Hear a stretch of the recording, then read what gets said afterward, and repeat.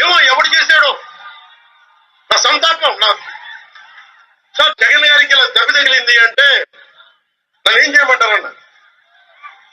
ఆయనకి కొంచెం మీరు త్వరగా కోలుకోవాలని ఇవ్వంటే ఏమో అది నిజమో అబద్ధం నాకేం తెలుసు.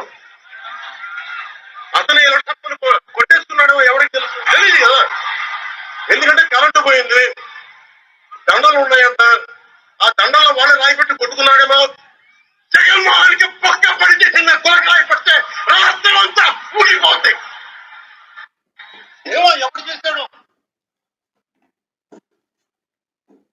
ఇది గమనిస్తుంటే పవన్ కళ్యాణ్ గారికి చంద్రబాబు నాయుడు పైన, పవన్ కళ్యాణ్ గారికి జగన్మోహన్ రెడ్డి పైన ఎంతో వ్యక్తిగత ద్వేషం ఉన్నట్లుగా చాలా కనపడుతుంది. నిజానికి వ్యక్తిగత ద్వేషం ఉందో లేదో నాకు తెలియదు, కానీ ఈయన మాటలు చూస్తుంటే అలా ఉంది. అంటే ఎవరికైనా సహజంగా ఒక దెబ్బ తగిలితే అయ్యో పాపం అనుకుంటాం.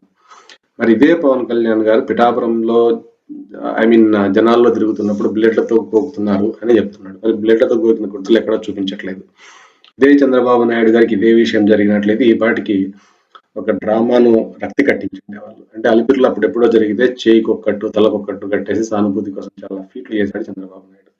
కానీ జగన్మోహన్ రెడ్డిని ఈ విషయంలో అభినందించాలి. అంటే ఎక్కడ సంయమనం, అంటే ఎక్కడ ఆవేశానికి లోను కాకుండా చాలా సంయమనం పాటించి జనాలని అభిమానుల్ని కామ్గా ఉండమని చెప్పి ఏదో హాస్పిటల్కి వెళ్ళి ట్రీట్మెంట్ తీసుకొని వెరీ నెక్స్ట్ డే అంటే ఒక రోజు రెస్ట్ తీసుకొని మళ్ళీ మరుసటి రోజు జనాల్లో తిరుగుతూ సభలో పాల్గొంటున్నాడు.